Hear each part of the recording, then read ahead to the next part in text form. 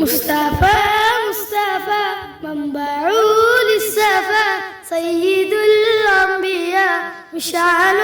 في الوفا كان في عطفه لليتامى دفاع أن قلبي له فغشيه إليه وأن أرجو سوى من يدي وغدي الصلاة عليه والسلام عليه مصطفى مصطفى منبع للصفا سيد الأنبياء مشعل في الوفا كان في عطفه